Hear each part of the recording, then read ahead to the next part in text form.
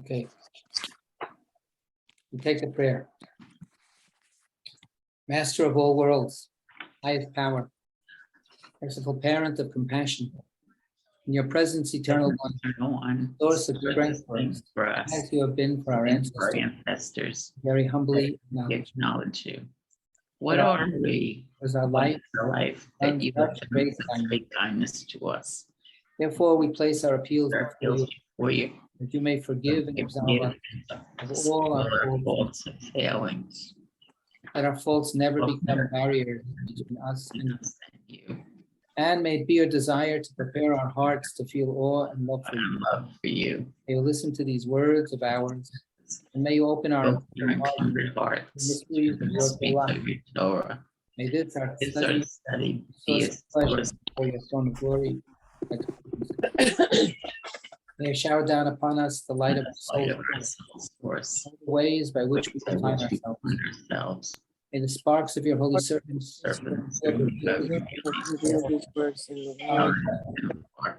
may their merit, their ancestors' merit, and the merit of Torah, the innocence and the holiness, stand for us so stumbling when we study these words. In their merit, may our eyes be study saying of the open my eyes that I may gaze into wonders of your Torah. May the words of my mouth accept my God and my Redeemer. The eternal who grants wisdom, that knowledge and understanding is forth. Oh, no, no, no.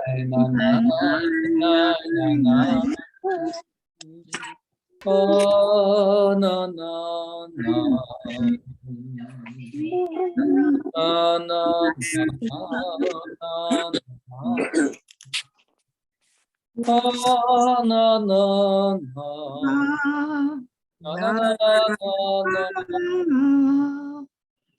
Oh, no, no.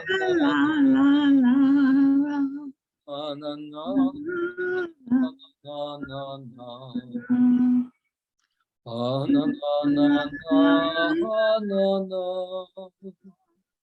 Oh, no, no, no, no, no, no, no, no, no. Oh, no, no, no. No, no, no, no, no, no. Oh, no, no. Oh, no, no, no. Oh, no, no. Oh, no, no, no, no, no. Oh, no, no, no, no, no. Oh, no, no, no, no, no, no. Oh, no, no, no, no, no, no. No, no, no, no, no,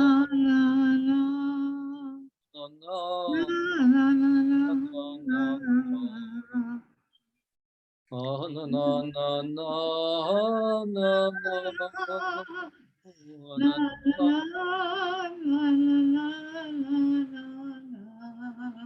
No, no, no, no, no, no. Oh, no, no, no, no, no, no, no, no, no. Oh, no, no, no, no, no, no, no, no, no.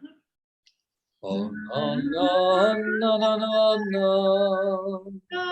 Oh, no, no, no, no, no, no. No, no, no.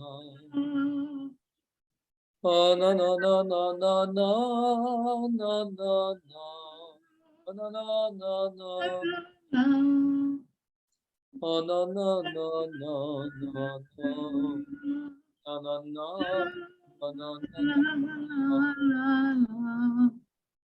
Oh, no, no, no, no. Oh, no, no. Oh, no, no, no, no, no, no, no, no. Oh, no, no, no, no. Oh, no, no, no, no, no, no. Oh, no, no, no. Oh, no, no, no, no, no, no. Oh, no, no, no. no, no, no. Oh, no, no, oh, no, no. Oh, no, no, no, no, no. Oh, no, no, no, no, no, no. No, no, no, no, no, no. Oh, no, no, no, no.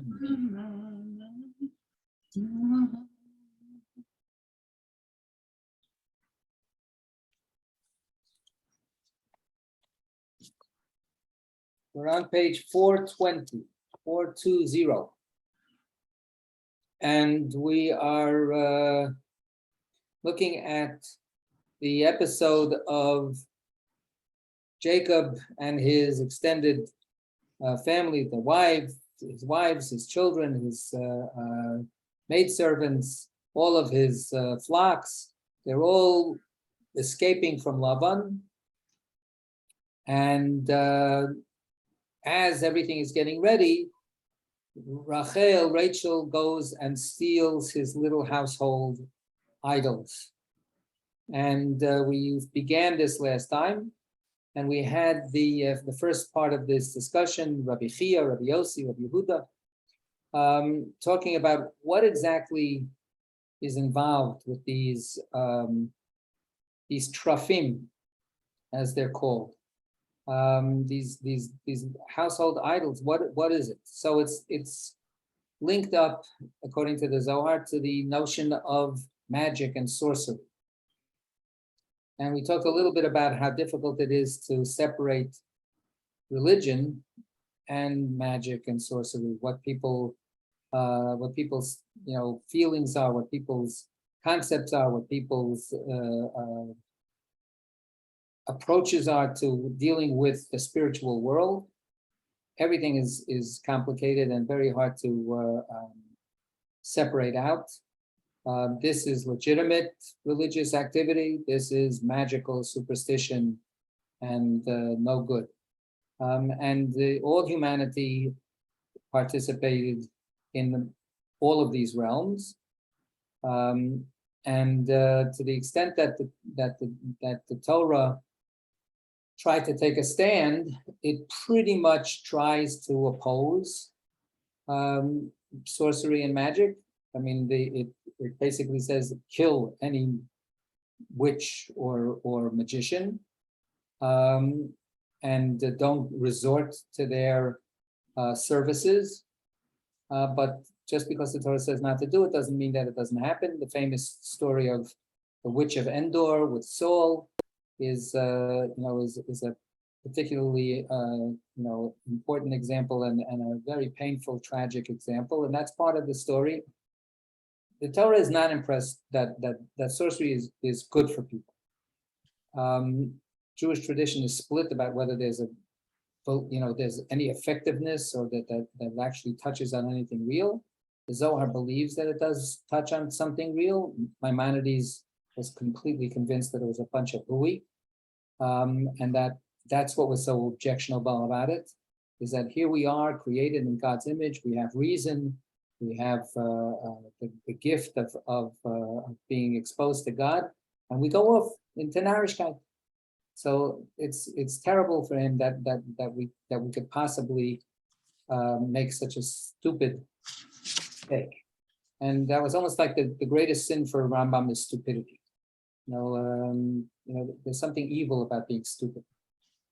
So, but certainly on the more mystical side of Jewish tradition, the belief in demons, the belief that there's a contact with that world is a belief that is strong, and the problem is an ethical problem, not a reality problem, not a conceptual problem, not a rational problem. It's an ethical. The demons are bad. They're forces of evil. They're real. They're powerful. They can do things, and you can interact with them. But you shouldn't, because it's wrong, because it's a terrible thing to do. So there's a split in Jewish tradition about these kinds of things, and it's ironic to a certain extent we have inherited, this little gathering that we are together every week.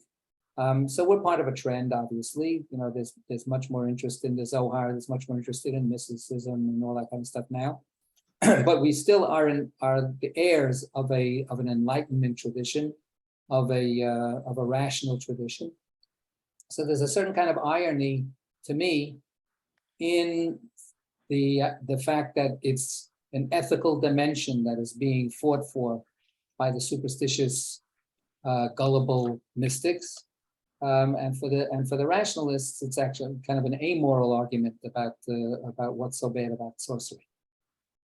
All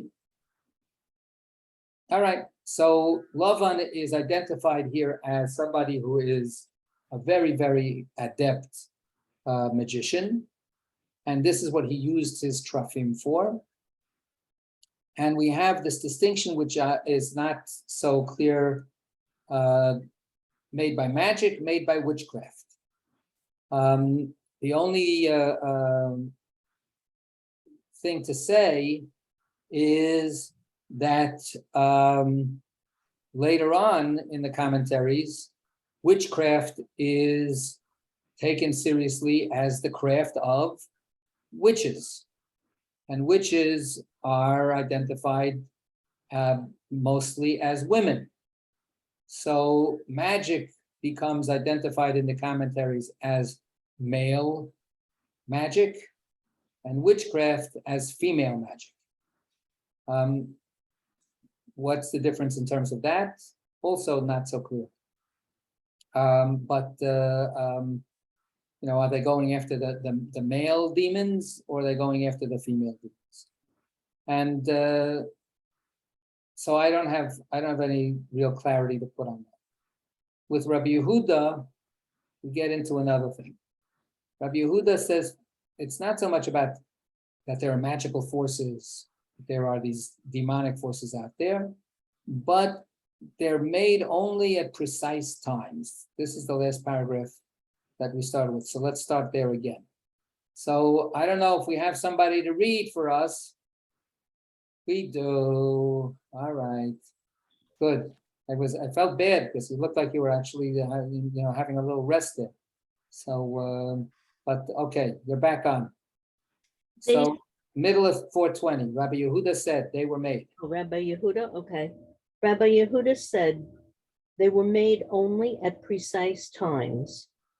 Why are they called teraphim?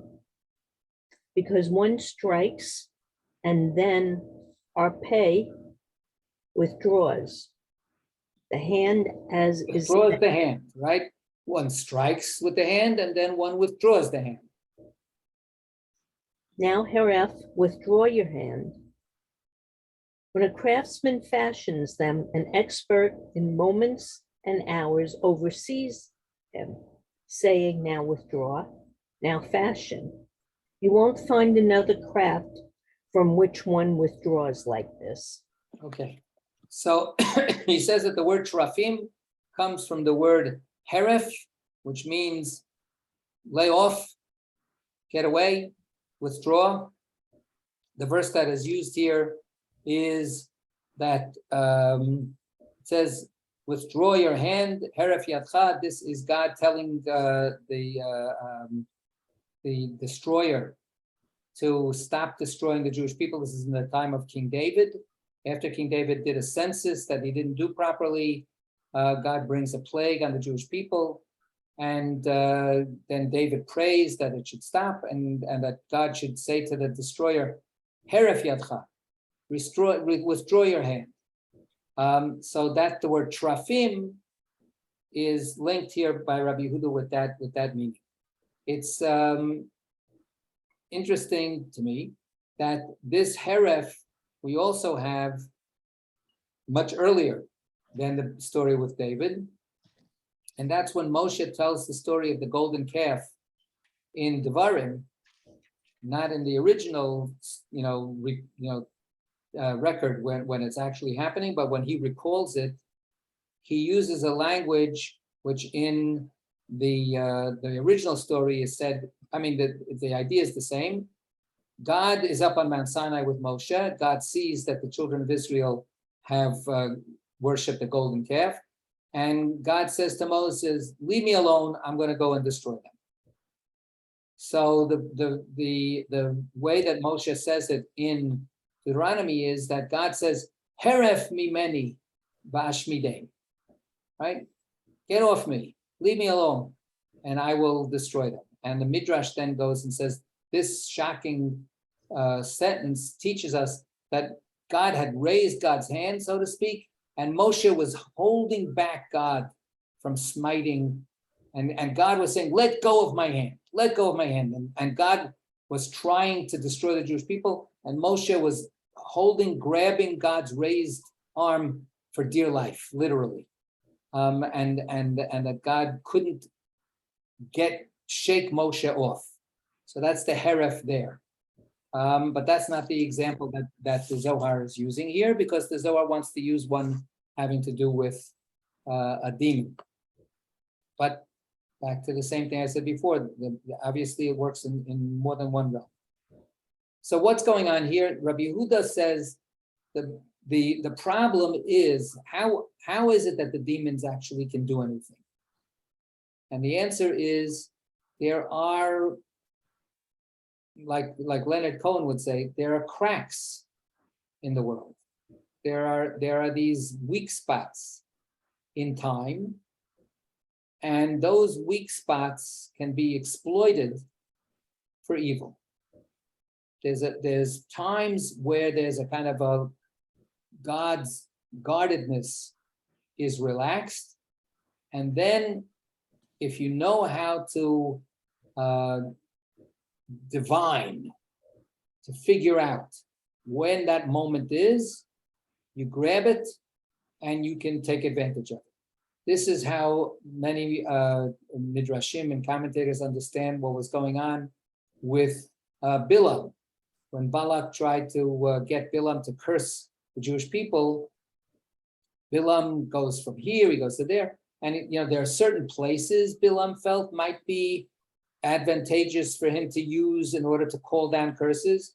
And the commentators also say he's trying to also figure out what's the right time, what's the right moment when he can slip through the surveillance, so to speak, and take advantage for the sake of destruction. So that's what Rabbi Yehuda is saying here, that it's a timing thing. He gives this scenario when a craftsman fashions them, meaning fashioning these trafim, these little idols, an expert in moments and hours oversees him. So some kind of astrological expert, somebody who knows how the alignments of the planets go and when exactly during this evening everything will be propitious and so on. They watch the production of the idols. So what he's saying here is, of course, that it's not simply what we have we have a number of descriptions in Navi, among the prophets, of how people make idols. And it's always a description. First of all, it's interesting for me as an artist. It's actually one of the few places where they really actually talk about the real process of making something. Like when they have the tabernacle, they made the tabernacle, they made the ark. They don't tell you what exactly they did. Smart, talented people knew how to do the weaving and they did it. But there are actually descriptions in Navi of what it takes to make an idol. And it talks about carving it, and it talks about shaping it and using the fire and all this kind of stuff. But it's used, the description is used to highlight the futility of idolatry. Like the idea is, you think this piece of wood, half of the piece of wood you're going to use for firewood to cook your meal tonight. And the other half of the piece of wood you're going to carve, and then you're going to make believe that it's actually this powerful God. What are you, some kind of jerk? That's what the Navi tries to convey. So the idea that this is a process, an artistic or a craftsman-like process of creating the idol, the pesel, the trafim, is proof positive for the Navi, for the prophet, that therefore it can't be effective because it's all by human ingenuity. It's all by human talent. It's a human creation. If it's a human creation, it can't be God. It can't be something, that has spiritual power. People that like art may not be so happy with such an argument. But that's the argument of the prophets. Here for Rabbi Yehuda, that process is augmented by the spiritual expert, right? This kind of shamanism comes out of a channeling by, if not the craft person themselves knowing how to do it, there's a supervisor who's bringing in the kavanah, right? When we do our making of ritual objects, right? We have to make tzitzis. In order to be able to wear tzitzis, you got to make the threads. So you have to have kavanah. The person, the craftsperson who's making the thread has to have an intent to make the thread for the sake of a mitzvah. You can't just go into a yarn store and buy, crocheting thread and use it for tzitzis. The very making of it has to be imbued by the maker with the intent of creating something sacred. When you make a Torah, if I'm an artist and I just happen to be really, intrigued by the calligraphy of Torah writing, and I prepare a piece of parchment and I write the Torah words simply for the sake of the artistic enjoyment, it's not a sacred scroll. It's not going to be a kosher scroll, even though it's written perfectly, even though it's not missing any letters, even though it's from the visual end result indistinguishable from a kosher Sefer Torah. It's not kosher. Now, we may not know it's not kosher, but if we know the process, then we know that that process did not imbue the object with holiness, because the heart investing the holiness into the object was lacking, was missing. So we have it that is a direct requirement by the maker of the object. What we have here is that there's a supervisor that is kind of controlling when to make, when to stop, when to go a little further, when to hold back, when to put the eyes in, when to put the arm in, when to put in whatever features have to be. And this is all keyed by this expert to certain time considerations. And therefore, when you're doing it, and you might want to keep on doing it, an essential part of creating the idol is heref. Stop.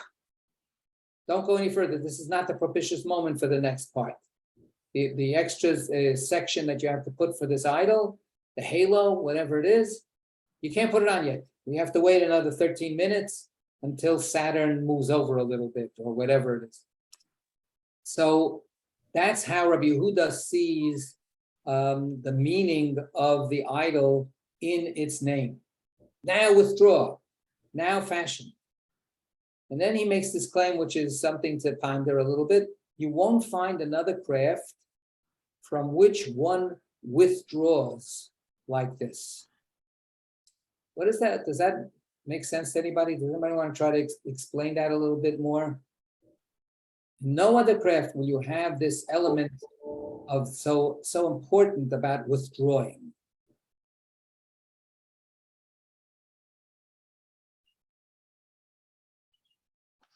Anybody? Okay. Stop withdrawing and pour it out. Say what you have to say. Well, okay, yeah. To break the silence, I mean, there isn't with this particular craft. You're trying to, summon the demons, or you're trying to, affect some kind of cosmologic, whatever. Where nothing else that we do does that. Any other crafts that ordinary crafts, where at worst or best we're manipulating nature. according to natural laws. We're not trying to, contravene the laws of nature. Okay, so to follow up on that, we're molding some material, or we're manipulating some, we're dealing with, whether it's a piece of wood or paint or clay or video or whatever it is, we're using some stuff, we're shaping it, we're making it into something that will have some kind of effect that we can appreciate, right? Whether it's a visual effect, an audio effect. So it's about the forming and the shaping and the manipulating and so on. The one place where we have withdrawing in that process is, and artists, are conscious of this very much. Sometimes it's hard to know when to stop. When should you actually say, okay, it's enough? And many artists have had the experience of keeping on working on something until they ruin it. You keep on working on the painting, you keep on chipping away at the statue, and then guess what? The statue crumbles and falls. You had this great piece 10 minutes ago, and then you gave one more whack of the chisel, and the whole thing loses its power, loses its symmetry, or falls apart altogether. And that happens in all of the arts and in all of the media. So where the withdrawal comes up is as a kind of an end act. The greatest act of withdrawal in a creative context is when God stops creating the world. That's what Shabbat is, right? God keeps on making and keeps on making. Oh, I got this great idea for grass. I'm going to do grass, right? Oh, I'm going to make these things that fly in the air, right? Oh, great. So God keeps on coming up with all these amazing ideas and keeps on executing and keeps on adding to the artwork. That's this final product called nature, the world, the cosmos. And then Vayar Elokim et kol asher asa v'hinei tov ma'od. And then God looked at everything that God did, and it was very good. V'hinei tov ma'od v'hi erev v'hi boker yom hashishi. A lot of people say Kiddush. They use that phrase to start Kiddush Friday night. V'hi erev v'hi boker yom hashishi. But Vayar v'hi boker is only the last half of a verse, which is actually so beautiful to say the whole verse. The whole verse is Vayar Elokim et kol asher asa v'hinei tov ma'od v'yerev v'yivoker yom hashishi.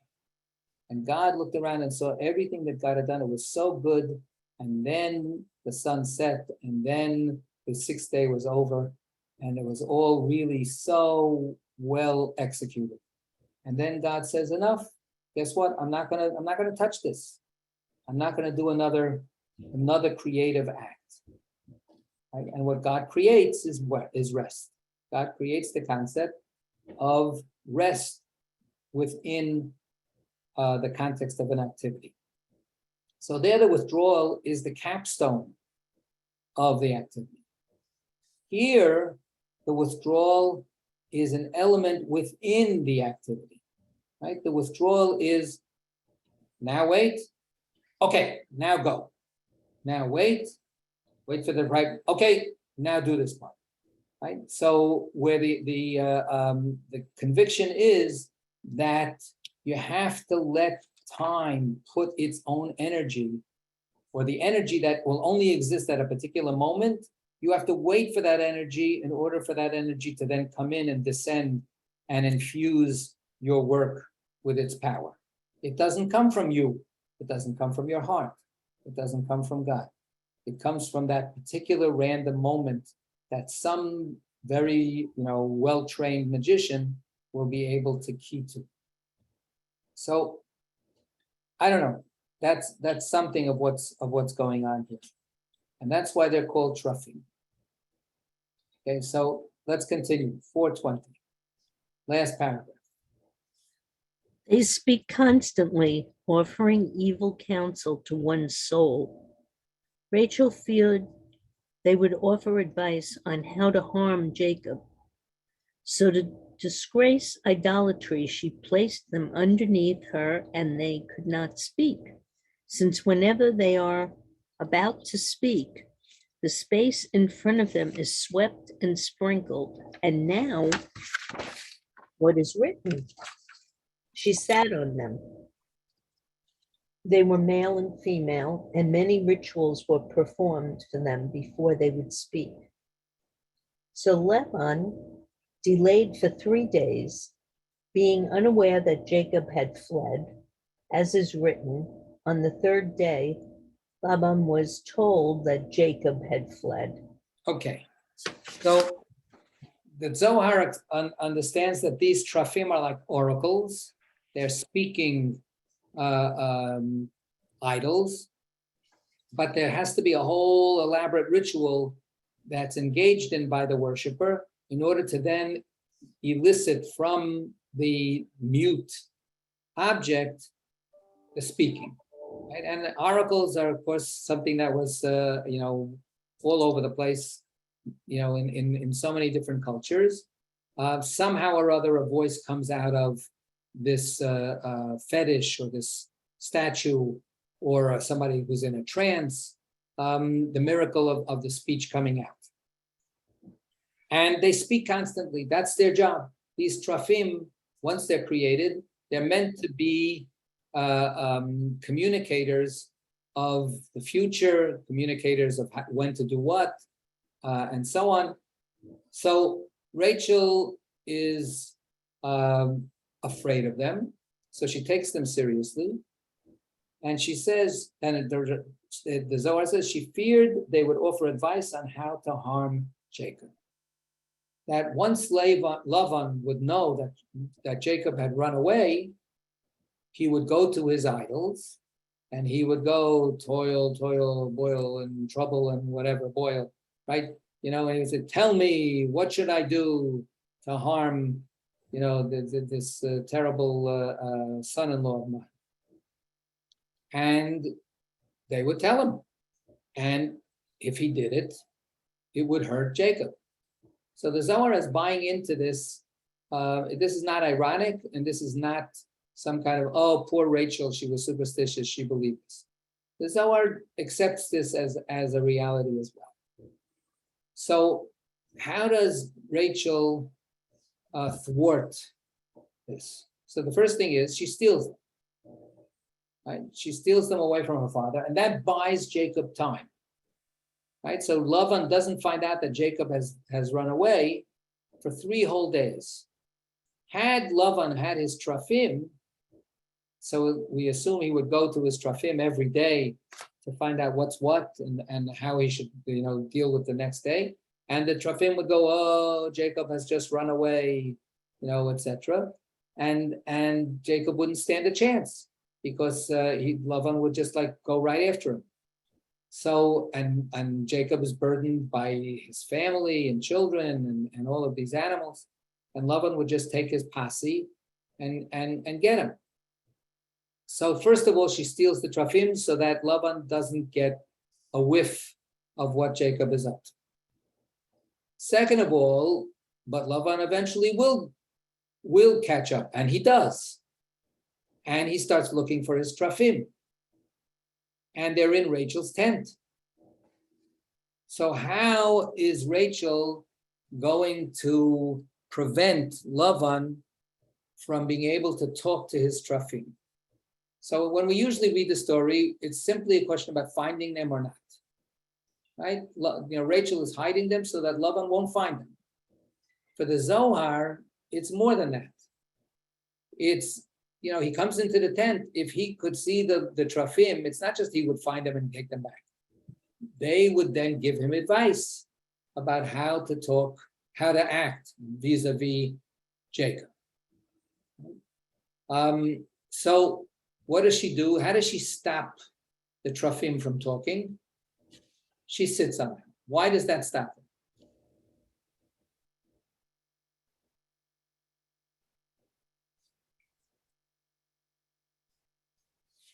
Why does that stop them?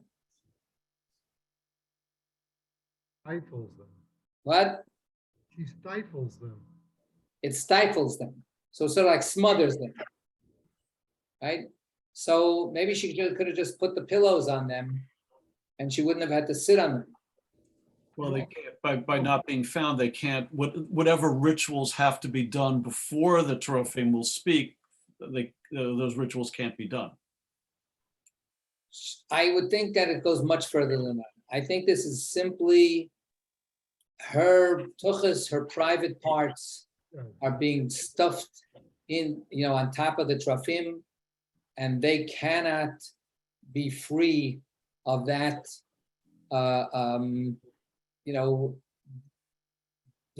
humiliation, that denigration. It's almost like she's smothering them. She's smothering them, but she's not smothering them with her hand. No, no.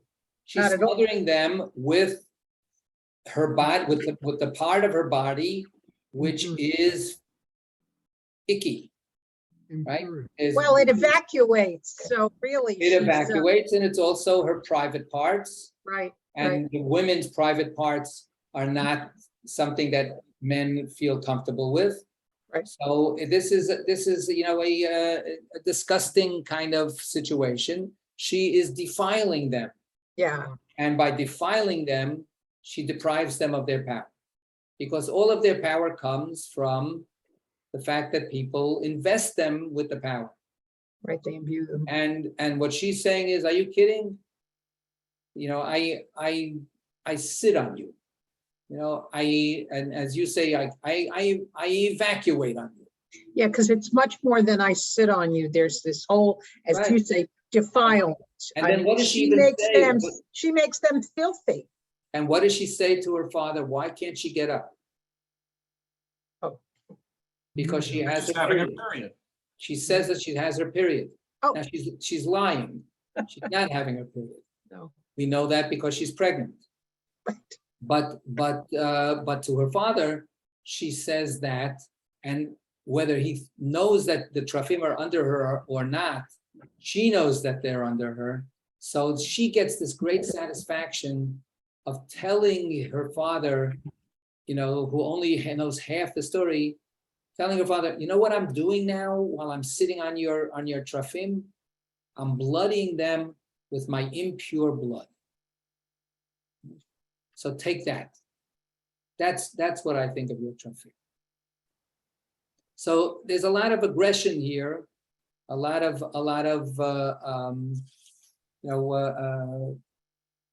attack and pulling down, right? Desecration is the word profanation of something that somebody else feels is absolutely holy and important. Usually we're not too happy about doing those things to other people's sacred objects, right? It makes us uncomfortable when the Taliban or ISIS, I don't remember whoever it is, destroyed the Buddhist statues. That was horrible. They were very righteous about it. Those were idols, and they thought they were doing this really holy, work. The Torah itself says, destroy the idols, smash them to pieces. Make sure that they are, not left whole. So it's a very, very belligerent, aggressive attack on what other people find to be powerful and sacred. So first you impugn the power. Remember the story with Abraham and his father's idol shop. Right? He smashes the idols to show, you think that these are idols? You think they're so powerful? So why are they allowing themselves to be smashed? So take away the power, take away the sanctity. Okay. Rabbi? Yeah. For me, every time we read about the idols or some of these acts, what it does is it takes them, for me, it takes these mythic figures out of that mythic realm and makes them so much more human, because I think of the times that they lived in, and periodically I go, how did they just follow this one God when the world was filled with idols and there was all this other stuff? And then every now and then when they're struggling with the idols, it's like, okay, that makes them real. And for me, it helps me connect. Okay, good. I mean, I think that we lose that too much these days because idolatry is only a metaphor for us. We don't really believe in idolatry as a full religious phenomenon. We don't take, like I say, we don't take it literally. For the people who worship idols, we don't take it literally. We just see it as symbols of forces that that are part of reality. But for the Torah, for sure, and for the Zohar, it's a lot more sticky. It's a lot more dangerous, and the fight back, they feel, is a life and death struggle, and it requires a lot of courage.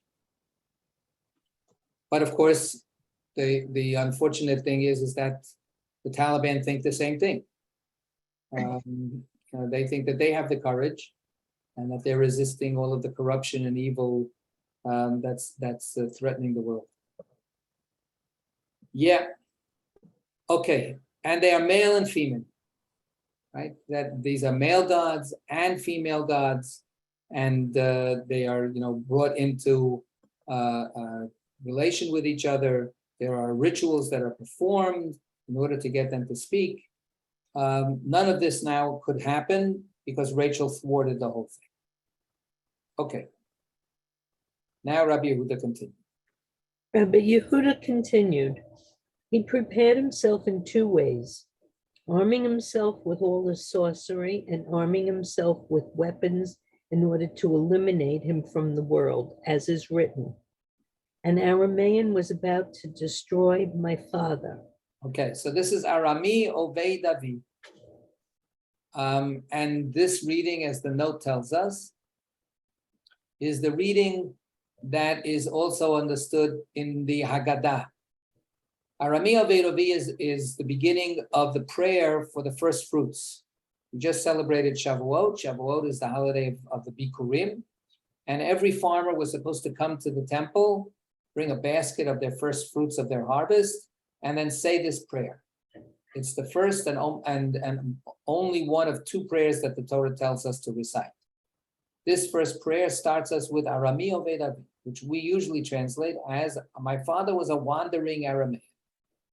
But the way that the Haggadah reads it and the way that the Zohar reads it is, an Aramean wanted to destroy my father. The word Oved doesn't mean go wander and get lost, but to make this person get lost, to exterminate them, to destroy them. So instead of my father was a wandering Aramean, there was an Aramean who wanted to make my father disappear, get lost, destroy them. That Aramean is Lavan HaArami, who tried to thwart Jacob's destiny by holding him back, and he threatens him in this encounter when he finally catches up with him. So he has both sorcery powers with him, and he's got weapons. And one way or the other, he's going to get Jacob. Go ahead. When the Blessed Holy One saw that he intended to destroy Jacob, what is written? Be careful not to speak to Jacob, either good or bad, corresponding to what is written. It is in the power of my hand to do you harm. What made him so confident? The witchcraft in his hand. Okay, so here the Zohar is doing a commentary on the whole situation as it's described in the Torah, as Lavan is about to encounter Jacob. The night before, he's right there at the camp, and he's going to see him in the morning, but he goes to sleep that night, and God comes to speak to Lavan. And God says to Lavan, restrain yourself, hereth. He doesn't use the word herod. But he says, I'm with Jacob. Don't you dare try to harm Jacob. Don't do anything good. Don't do anything bad. Leave him alone. So this is a revelation by God to Lavan. The next morning, what does Lavan do? He comes in with both guns blazing, and he's ready to attack Jacob. And he says, Yesh le'el yadi, right? I have the power to do whatever I want. I can do bad to you, but God says that I should be nice to you. So if you look in the note, 822. Okay, let's just find it. It is in the power of my hand, the witchcraft in his hand. Perhaps Rabbi Yehuda is playing with El, the power of El, God, false God, referring to Laban's witchcraft. Right. So in other words, this is a showdown between God and the demons, between the power of sorcery and the power of God. And God is warning Lavan to back off. I've pointed this out so many times. The Torah is a record of God actually appearing to people. You know, what we sort of say, you know, well, if only God would like really be obviously present, then maybe we would believe in God. Maybe we'd listen to God. And the Torah is a direct record of God being present, manifest, speaking to people, and people don't give a damn. There is no power that God has through revelation to change what we as human beings decide to do. We're at Mount Sinai, we get completely overwhelmed by God's presence, and then we worship a golden calf. We get told all of the Torah, and then we go and do whatever the heck we want. Lavan gets an apparition, gets a revelation from God that night, and the next day he's ready to kill his Jacob, even though God told him to leave him alone. So the whole Torah admits from the get-go, you know, the flood story, the whole Torah admits from the get-go that God is powerless. No matter how present God is powerless to force us to do or not do what God wants. We are omnipotent, not God. We have all that power. We have the power to do or not do what we want. God can't stop us, and God can't force us. So that's what happens with Lavan as well. And that's part of what's going on here with Lavan and Jacob facing each other. And each one is contending against the other with a different force that they believe in. The force of sorcery, if I want to make any kind of distinction, I said before how hard it is to separate the two, religion and magic and so on. One possible distinction is exactly that. Magic assumes that it's possible to get to forcing something to happen or not to happen. Magic assumes that you can marshal certain forces. You say abracadabra, or you do something to get the god or the idol to like you or not like the person that you don't like. And if you do it the right way, automatically what you want will happen. What you don't want will automatically not happen. And the whole point of the Torah is God decides what will happen or what will not happen, and we cannot control it. We can pray to God, we can offer God sacrifices, we can plead, we can cajole, we can sing to God, we can bring incense and all that kind of stuff, and then God will decide. And there is absolutely no way to know what will happen. It's completely free-flowing. And that's a little scary. That's a little scary. And of course, Jews are not immune to wanting it to be different. Merle, I see that you're raising your hand. I'm gonna ask you to speak in just a half a second. But for instance, we've had it again and again, and it's still, alive and well in the Jewish community. That we attribute certain things happening or not happening to a direct causal relation to something religious, right? Some terrible bus tragedy happened years ago in Israel. And some idiot rabbi who has many, many more, followers who respect him than anybody who thinks that I have anything worthwhile to say, said, it's because they had bad mezuzahs, because they weren't protected by the mezuzahs on their door, and that's why these children died in a bus crash. And it's just obscene. And this is alive and well in the Jewish community. People really glom onto that kind of stuff because it gives you a sense of necessity. It gives you a sense of clarity. And the Torah threatens, and the Torah incentivizes and says, if you listen to God, it'll be good. If you don't listen to God, it'll be bad. But there is no one-to-one correspondence. And it's certainly not a correspondence in terms of whether we will listen or not. That's what God is powerless to affect. Merle.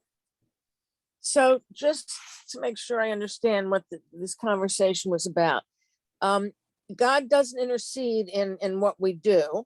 We sort of have our own ways of doing things, whether it's worshiping idols or doing the right thing or the wrong thing.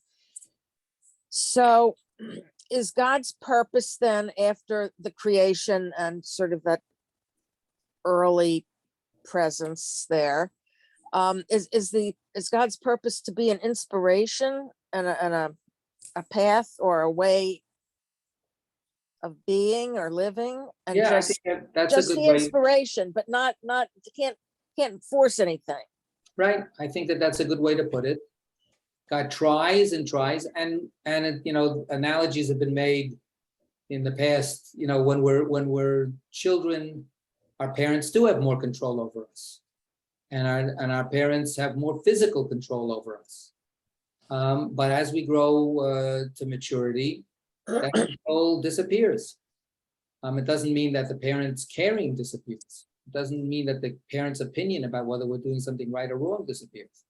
It doesn't mean that the parents' love disappears, but the control and the power disappears. But why do you suppose that is, though, with this omnipotent force? Because otherwise there's no point in our existence. There's no point in our being robots. The whole point of creation was to produce something that God didn't have when God was alone. And that is relationship. When God was all that there is, then there is no relationship possibility for God, because God is God and God is everything. The whole point of creation was to create that one more thing that's conceivable in reality, which is relationship between A and B, me and you, us and them, we and God. All the kinds of relationships that you can possibly imagine. That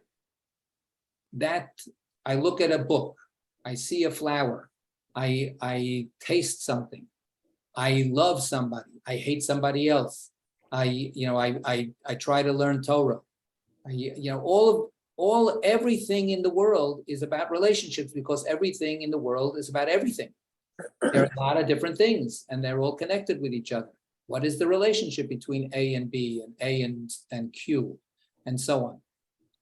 The whole reality of relationship is what creation created. So, but relationship requires freedom. Otherwise, the relationship is not really, meaningful. That makes sense. I'm glad you think so. You might not think so in another couple of minutes. Yeah. It comes and goes. Thank you. Thank you. All right. All right, shall we continue? Okay, Come and see. wait, I can't resist. I'm gonna tell you a little word of Torah.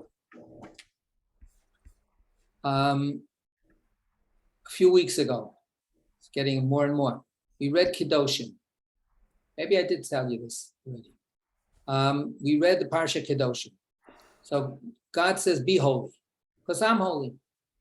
It's not a causal, relation that I'm holy, therefore you are holy, period. That's Korach's big mistake. But God says, strive, aspire, be inspired by me, like Merle said. You sense that I'm holy, try to be like that.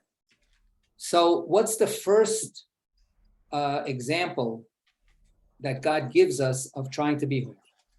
The very first, and this actually will lead us into the next piece of the Zohar. The very first example in Kedoshim, the next verse is Ish aviv v'imo tira'u v'et shabtotai tishmoru ani Hashem. Every person needs to revere their mother and father and guard the Shabbos. I am God. I'm the Almighty God. So everybody, that's all one verse. Right? So I'm God, the holy God. Here, try to be holy in your lives. Here's one. So the first thing is a relationship. And it's the primal relationship that everybody has. Right? They are children of people who brought them into the world. Revere your parents. So that's the first part of the verse. The second part of the verse is keep the Shabbos. What does that have to do with the first part of the verse? Why is this in one verse? I mean, I get it. Keeping Shabbos, very good, very holy. What does that have to do? In the 10 Commandments, those are two separate commandments. Right? So why is this put together in one verse? So one of the basic understandings that the rabbis put out is there's a hierarchy. Revere your parents, but not to the point where if they tell you to break Shabbos, you're going to break Shabbos for them. You can't break Shabbos. So even your parents are supposed to revere Shabbos. So when you revere your parents to the extent that they're calling upon you to do what's right.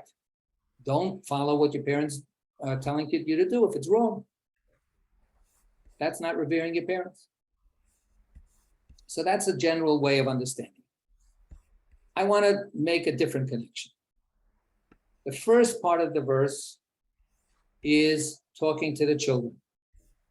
It says to the children, revere your parents. The second part of the verse is talking to the parents. And it says what I said before, only in a poetic way. What's the essence of Shabbos? The essence of Shabbos is that God gives up control. God controls by creating a world until the point where God says, enough is enough, I'm not intervening.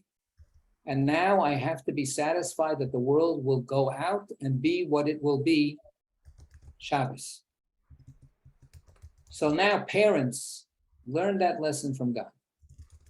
You create and you control the children, students that you have, whoever it is, the young people that depend on you, that you are bringing into being.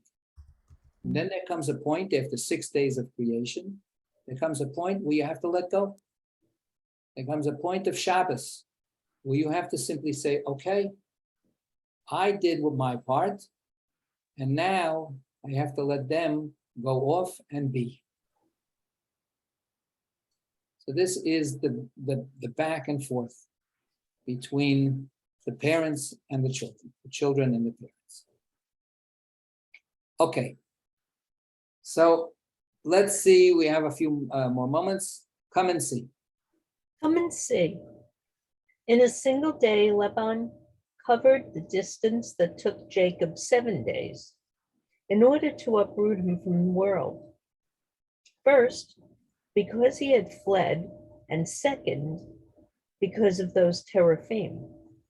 Now, Rachel, even though she acted to uproot her father from idolatry, was punished, for she never raised Benjamin or existed with him for even an hour, all on account of her father's suffering, despite her good intentions.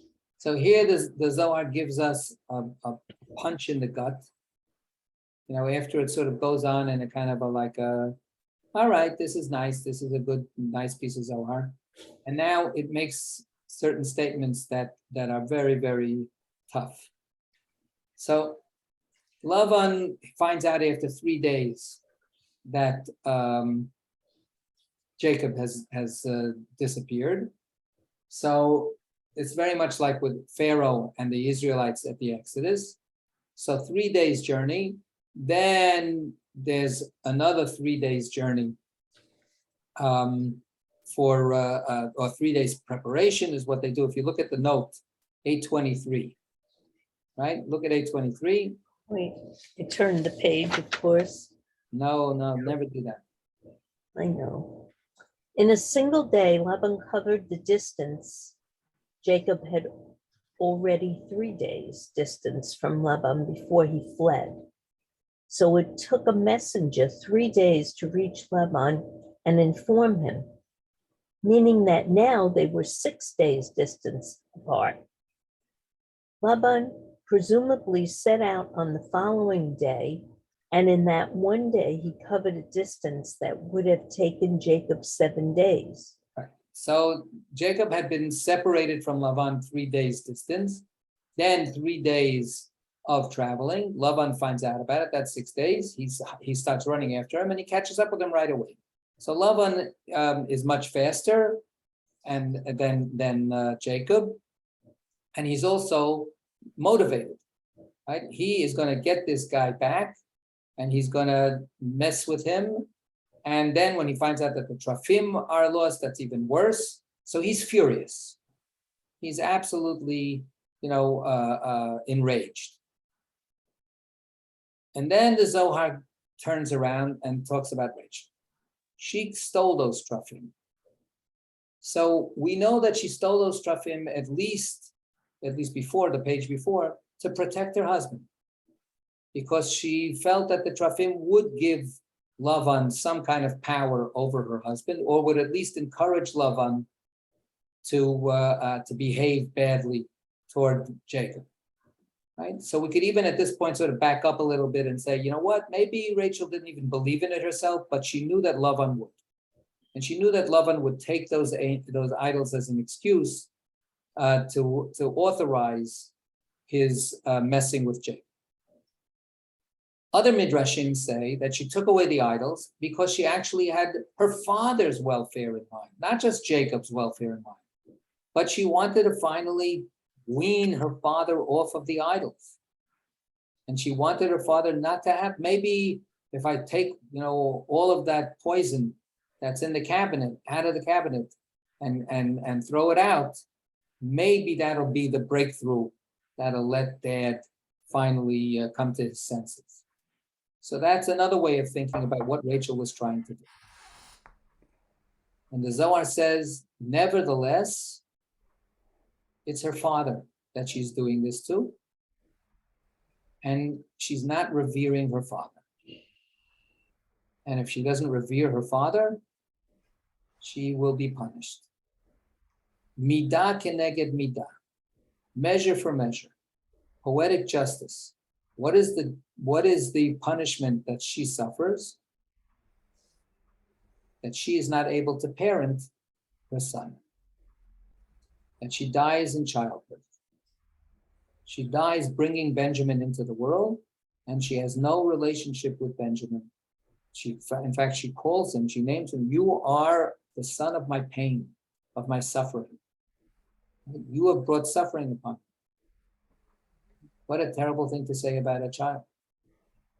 And of course, Benjamin's name is changed by Jacob, because Jacob can't abide by having that as the name of his son. So he calls him Binyamin, the son of my right hand, not the son of my suffering. But Rachel is deprived of being able to be a parent, according to the Zohar, because she mistreated her parent. So how do we cope with that? How do we see in this scenario? Lavan is an SOB. Lavan is a terrible, miserable person who has mistreated everybody in his family, Rachel and Leah, and we can assume everybody else. He's on the warpath against Jacob. He's not a good man. He doesn't listen to God. He's evil. And yet the Zohar is trying to say something to him. What sense do we make out of that?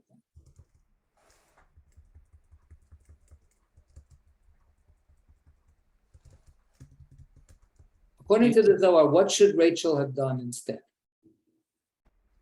What would have been acceptable? Probably to have Craig raised his hand. If her intentions were to wean her father from idolatry, she should have been forthright and said to him, I took the idols because they're not good for you. They're dangerous. I want you to stop. And this is my way of helping you to do that. Okay, so the aggression that we talked about before, I'm bleeding on top of your idols, even though you don't even know it, but I know it, could have been different. She could have tried a different way of speaking to her father at that particular moment. Okay, that's Craig's suggestion. Good. Any other suggestions?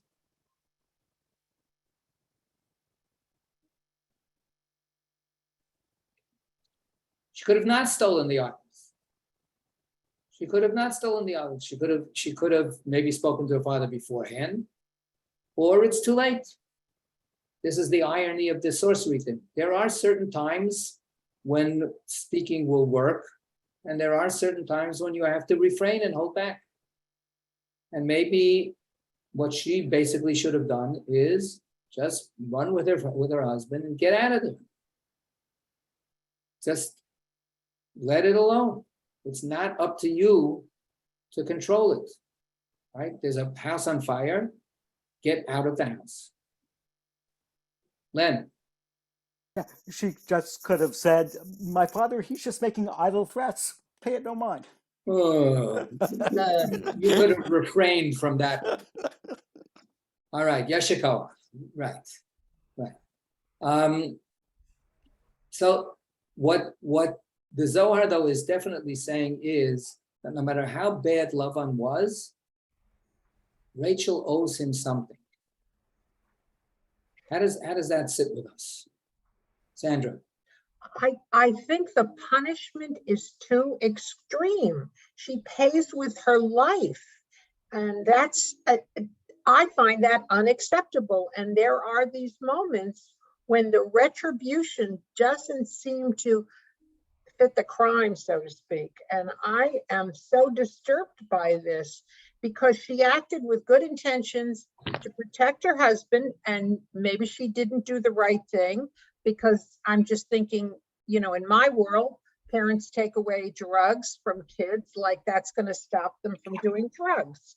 So her father is addicted to his idol worship in the way that addiction works. And so I don't see it as, it's not going to help him. But, there is the respect for the parents, honor thy father and mother. But, this guy is evil.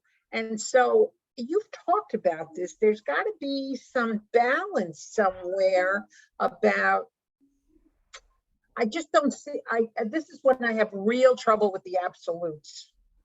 And I think about relative justice rather than absolute or something like that. It's too extreme to me. Carol, good, thank you.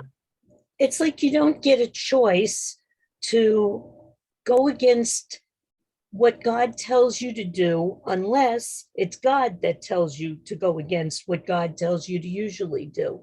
So like, you're not supposed to sacrifice your children, and yet up until the point that God retreats from it, Abraham's required to sacrifice his child because it's God that made the exception to God's rule. So as long as it's God's rule, evidently you're supposed to follow it regardless. Okay. And thankfully, in the end, we find out that that really wasn't exactly God's will. Right. Yeah, Merle. So I'm just a little confused about, you mentioned, but you were translating from something or other before. It was, you were supposed to revere your father and mother and keep the Sabbath. Right. So I thought one of the 10 commandments is honor your father and mother, Right. which is different than revere your father and mother. So Very where good. did this, where are these things in different places? So that's a whole discussion in rabbinic literature. What's the difference between kabed et avicha v'et imecha and ish aviv imo tira'u? So the first one in the 10 commandments is honor, and the second is here in Kedoshim, revere. So you have to do both. You have to do both. Okay. So in general, what the rabbinic discussion comes up with, a little bit analogous to the fact that we have two versions of Shabbat: remember Shabbat and protect or guard Shabbat. Positive and negative. The way that the discussion, it's a fascinating and really worthwhile discussion to study. It's in the Tractate Kiddushin at the end. Kabed is understood as positive. Make sure that your parents have a life of dignity.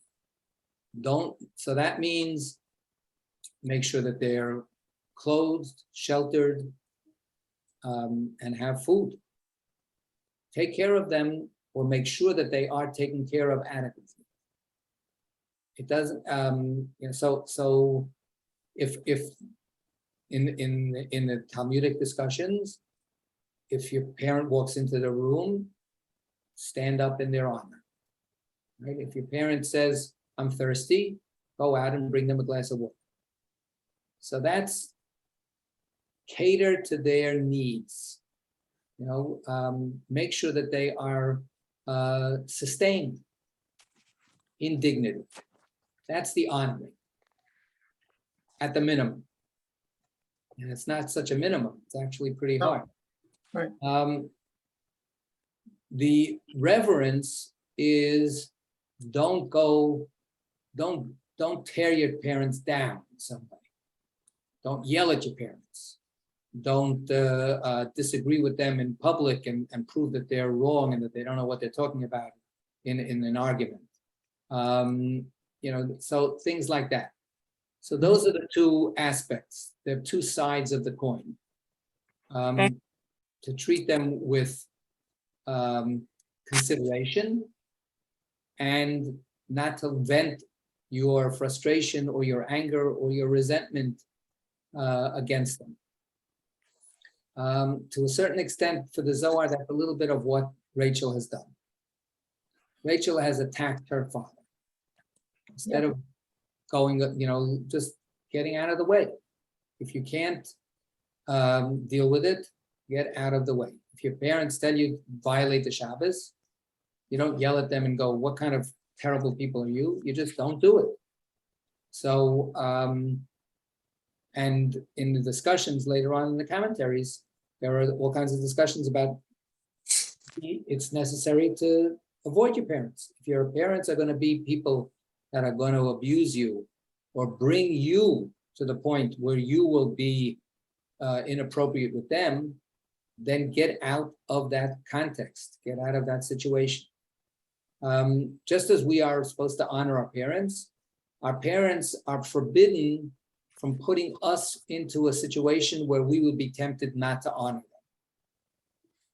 So if a parent is abusing their child verbally, beyond all the terrible, horrific things that happen, but just pushing them around, not letting them do things that you could let them do it, but no, you're not going to let them do it because you're angry at them or because you want to show your control and who's boss in the house or something like that. Where if you're going to provoke your child to get resentful and angry and start yelling at you, then you are responsible and guilty of laying a trap for your child. That's lifnei iver lo titein mechshol. Don't put a stumbling block in front of the vulnerable, front of the blind. Every child is vulnerable vis-a-vis their parents. Every child has baggage. You're supposed to be sensitive to that and try to make it possible for your kid at whatever age to treat you with respect. All right, we'll leave it at that for tonight. We're coming to the very end. I don't know if we're going to finish next week or the week after, but that when we finish, that's when we're going to be finished. So hopefully we'll still last it out together. Wait, there's something I never saw in the chat. Larry put something in the chat. I'm sorry I missed it. Think how upset we get if someone drops or puts a Sefer Kodesh or a tefillin on the floor or on the ground, even when inadvertent. Correct? Yes, back to the disrespect that Rachel was showing. Okay, Sagazint, everybody. Hey, Reb, Thank you, Ron. What? Yes, I'm not going to be here next Thank week. you. I'm not going to be here next week, so I just want to say Yasher Koach, and what a you. great last year and a half it's been for me. I really appreciate this group, and I'm going to miss the continuation, but we're going to thrive in retirement and next phases. So Yasher Koach. thank you. I appreciate it. Good. Lots of love. We're gonna miss you next week, and we'll see. You know how much, whether it's going to be one or two more sessions. Kol tov, everybody. Maybe you'll think about teaching